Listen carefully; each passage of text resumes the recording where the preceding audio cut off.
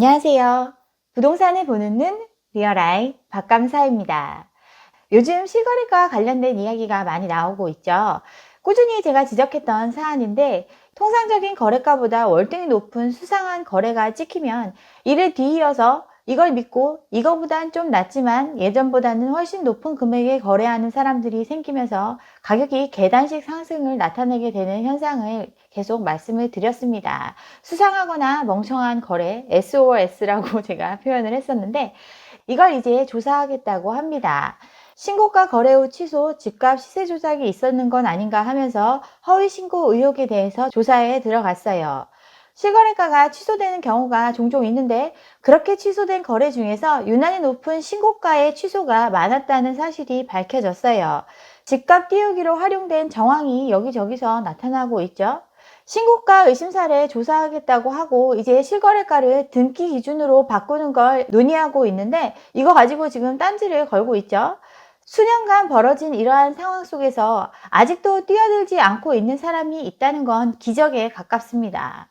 매일 오른다는 기사가 쏟아졌고 정책이 발표되면 그 정책은 효과가 없고 그것 때문에 오히려 반작용만 나타난다고 더 오른다고 계속 이야기가 나왔습니다.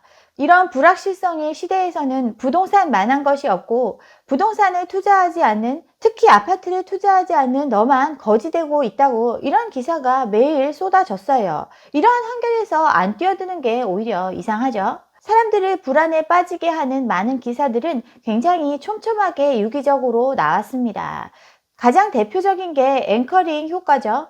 서울에 평당 1억 아파트가 나타났다고 계속 떠들어댔어요. 이 얘기는 최근에 나온 게 아니라 수년 전부터 계속 시도됐던 이야기입니다. 그런데 그때는 거짓이었죠. 평당 1억 아파트 거래는 거짓이라고 잠정 결론이 났어요. 2018년도인데 이때 평당 1억을 뚫었다. 더 아파트 값은 계속 오를 거다라고 시장을 떠들썩하게 했었던 얘기가 쏟아지고 그거에 대해서 진상조사가 들어가니까 결국은 실체가 없었습니다. 그렇지만 이건 시장에 큰 영향을 줬어요. 어느 순간 사람들은 이걸 진실로 받아들이기 시작을 했습니다. 19년도 기사인데 아크로 리버파크가 부른 평당 1억이 어디로 이어질까 하면서 반포가 평당 1억 시대를 열었다고 수없이 기사가 나왔습니다. 1년 만에 또 1억 설이 나왔는데 진짜일까 하면서 진실을 확인하지 않은 채 평당 1억 시대를 열었다는 기사가 수차례 나왔습니다. 이건 작년에도 계속 이어졌죠. 거래가 없는 상황에서도 평당 1억을 넘긴 신고가가 나왔다고 하면서 유별나게 높은 수상한 거래가 찍힐 때마다 100% 기사화됐습니다. 1억이 넘은 거래가 그렇게 많았을까요? 사실은 그렇지 않았는데 그런 거래가 찍힐 때마다 어김없이 기사로 써댔어요. 15억 초과 대출이 금지된 이후에 고가 아파트 거래가 멈추다시피 했죠. 그런 거래 절벽, 그런 빙하기에도 평당 1억을 뚫었다고 꿋꿋이 기사가 나왔죠. 가장 많이 활용이 됐던 게 반포 아리팍인데 여기 스타 조합장을 낳은 단지죠. 주변보다 훨씬 높은 분양가에 분양을 해서 그 당시에는 미분양이 났었는데 여기가 평당 1억의 발원지였습니다. 정말 평당 1억 거래가 그렇게 많았을까요? 지금 가장 최근의 거래가는 29억 5천, 평당 1억이 안 되죠. 평당 1억이 넘는 거래는 지금 동그라미 친 것처럼 몇 건 없어요. 소문만 무성하던 18년도에는 한 건도 없었는데 그 다음에 한 건이 생겼습니다. 그리고 작년에는 4건이 평당 1억을 넘겼습니다. 제가 SOS에서 설명드렸죠. 계속 1억이 넘었다고 이야기하고 1억이 당연한 것처럼 계속 시장에 인식을 시키니까 그런 거래가 점점 나타나기 시작을 했어요. 저가는 인정하지 않습니다.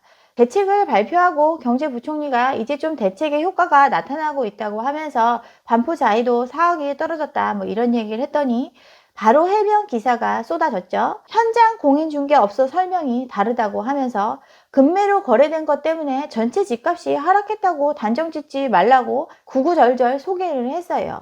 고가로 거래된 거 이거 무조건 집값이 상승한다고 단정 짓기 어려운데 그때는 단정 짓고 반대의 경우는 인정하지 않아요. 계속 집값 불안이 이어지니까 정부는 계속해서 대책을 내놨습니다. 그러다 전 장관이 얘기를 했죠.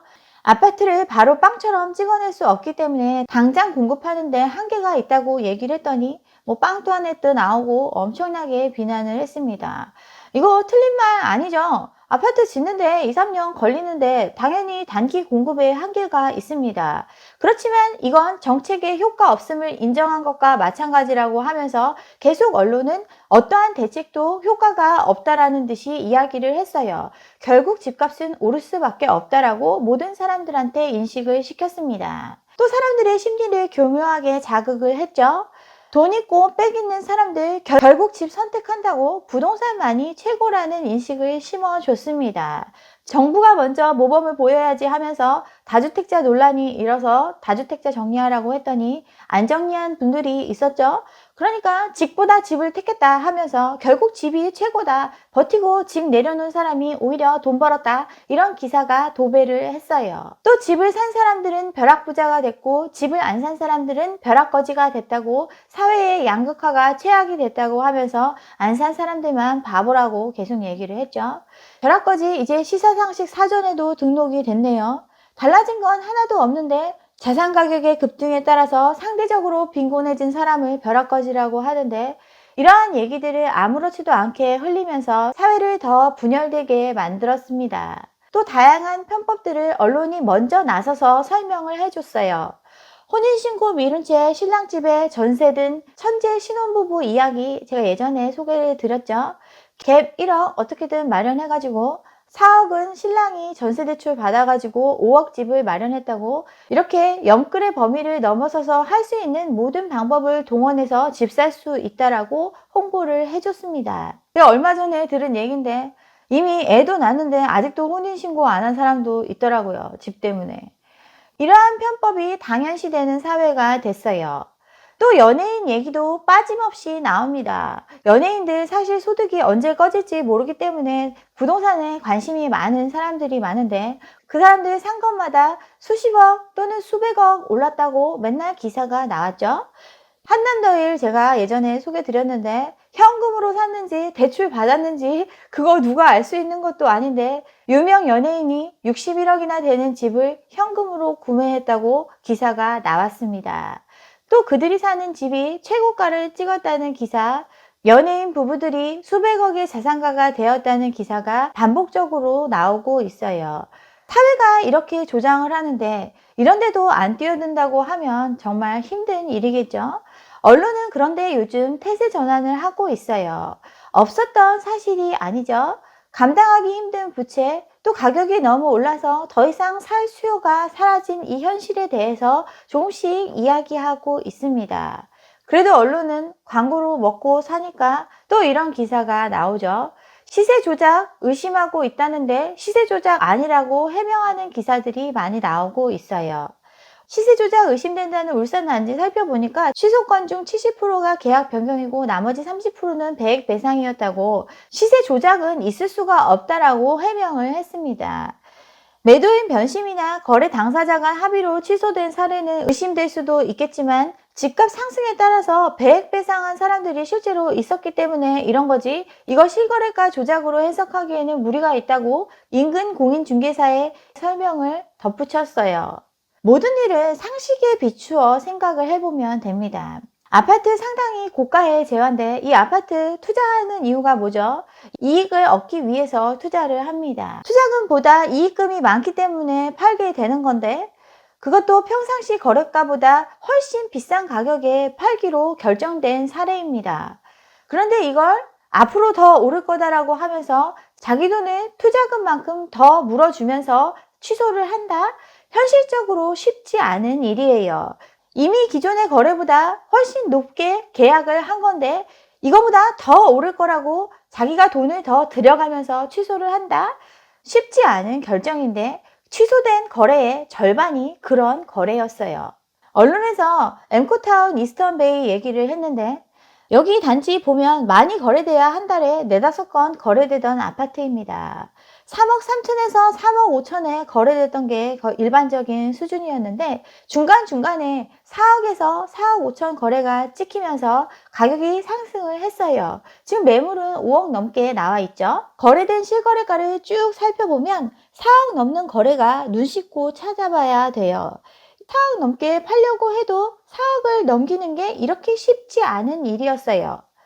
여기 전세가 수준을 보면 2억 5천 선으로 유지되고 있는데 기존 매매가와 비교해보면 갭이 1억밖에 안 되죠. 3억 5천 하는 아파트 남들보다 5천만 원 더 비싸게 팔았습니다.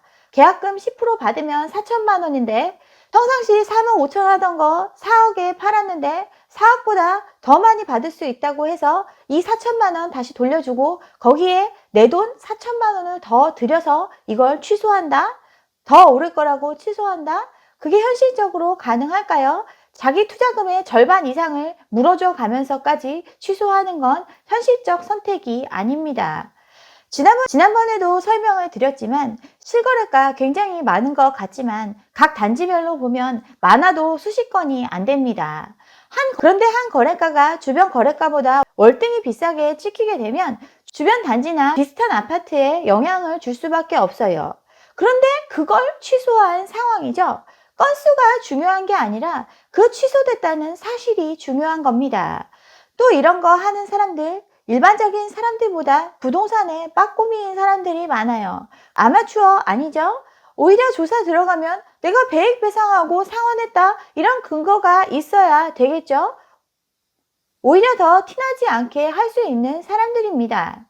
사막하던 아파트가 5억에 한 집이 팔리면 이게 주변에 영향을 끼치죠? 우리가 저 단지보다 나쁜 게 뭐가 있어? 이제 우리도 5억 하자 막 이렇게 얘기할 거고 니네가 5억이면 우리는 산도 보이고 강도 보이고 6억 받아야 되겠네 이런 식으로 주변에 영향을 끼치게 돼 있어요. 그런데 만약에 이게 거짓된 정보의 기초에서 형성된 호가라면 그걸 사줄 수 있을까요? 계속 제가 수상한 거래를 강조했던 이유가 이거예요. 앵커링 효과, 사실이 중요한 게 아니라 그러한 소문만으로 소문이 실제가 될 수 있기 때문에 이러한 상황을 진즉에 다잡았으면 하는 의미에서 이런 얘기를 했었는데 수상한 고가의 거래는 결국 시장을 교란시켰습니다. 자전거래 많이 들어보셨을 텐데 주식에서 하는 건데 아파트 시장에도 자전거래가 있어요. 보통 부동산에 가장 가까운 사람들이 많은 매물을 가지고 있습니다. 공인중개사들이 매물을 갖고 있는 경우도 많이 있는데 서로 다 아는 사이죠. 원래 1억짜리 집을 서로 주고받으면서 돌리고 돌려서 2억이라는 거래가를 만들어냅니다. 그때 불이니가 찾아오죠. 그런 얘기하죠. 계속 집값이 오르고 있다. 가장 최근에 2억에 팔렸다. 2억 밑으로는 집이 안 나온다. 뭐 이렇게 얘기를 해요. 그러다가 얘기하죠. 근데 정말 급한 사람이 있어가지고 2억에 나온 게 있다. 이러면 불인이가 그걸 2억에 삽니다. 다음에 찾아온 불인이는 그거보다 더 비싸게 사고 그 다음에 찾아온 불인이는 더 그거보다 비싸게 집을 사죠. 이러면서 가격은 올라가게 돼요.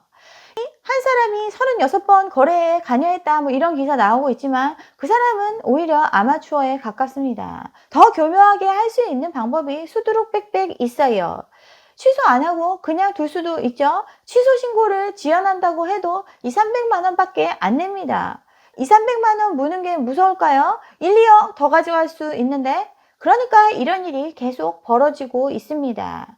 요즘 메이저 언론에서도 계속 이런 얘기 나오고 있고 정부도 조사에 착수하고 있는데 그렇지만 여전히 내가 산 것보다 더 오를 거라고 믿고 있는 사람들은 이 사실을 믿지 않습니다. 오히려 저보고 침소봉대하고 있다고 비난하죠. 조사에서 결과가 안 나올 수도 있어요. 지금 말씀드린 것처럼 더 교묘한 방법이 많기 때문에 그럴 수 있습니다. 그랬든 저랬든 취소된 것 중에 신고가 경신했던 것들이 취소됐다는 사실이 굉장히 중요해요. 거짓된 신고가를 그대로 믿고 그 뒤를 이은 스튜피드 거래가 너무나 많았기 때문에 계속 이러한 상황이 이어지고 있으니까 이건 시장의 큰 교란 행위입니다. 예전에는 부동산 업자들만 이렇게 관심이 많았는데 이제 일반인들이 업자들보다 더해요. 가두리하는 중개업소랑 거래 안 하겠다고 하면서 카톡방 개설해서 단체 행동하면서 집값 유지를 위한 노력을 하고 있습니다. 우리의 가치를 인정하는 부동산과 거래해야 된다고 하면서 기존에 그 지역에 정통한 사람들이 얘기하는 금액은 믿지 않습니다. 올랐다 하니까 다들 지역 부동산에서 얘기해주는 집값은 너무 낮다고 생각을 하는 거죠. 비싼 게 당연하다고 얘기하면서 그러면 이 지역에 정통하지 않은 외부의 부동산에 맡기는 상황이 벌어집니다. 외부에 있는 사람들은 더 비싸게 받아줄 수 있다고 꼬시죠. 실거래가 100% 신뢰할 수 있는 것도 아닌데 사람들은 그거에 비추어서 더 우리 집값은 더 비싸야 된다고 생각을 하는 거고, 지역에 정통한 중개업소 사람들은 그래도 거래를 하려면 그렇게 할 수가 없기 때문에 현실적인 가격을 부르는 건데, 이걸 가두리라고 하면서 압박하고 시세를 상승시키기 위한 갖은 노력을 하고 있어요. 현재의 상황은 언론은 진작부터 알고 있었을 거고 정부도 모를 리 없습니다. 정부가 몰랐다면 정말 너무한 거죠. 지금 언론에서 지적하는 거 오히려 더 빨리 신고하게 해서 더 빨리 시장에 반영되게 해야 된다고 얘기하는 사람들이 있는데, 전 그러면 해결책이 있죠. 둘 다 알려주면 되겠죠. 계약했을 때 예비 신고하고 등기가 되면 정규 신고로 구별할 수 있게 해주면 됩니다. 그러면 그러한 실거래가를 참고해서 판단할 수 있겠죠. 현재의 상황은 짜고 치는 고스톱이 들통난 상황입니다. 뭔가 이상하다 생각은 하고 있었는데 짜고 친 게 들키게 생겼어요. 그러니까 황급히 판을 엎었습니다. 이제 판이 깨진 시장이에요. 네, 여기까지 오늘 실거래가 관련해서 조금 더 이야기를 해봤습니다. 오늘 제 영상이 좋았다면 좋아요와 구독 잊지 마시고 다음 영상도 함께 해주시기 바랍니다. 감사합니다.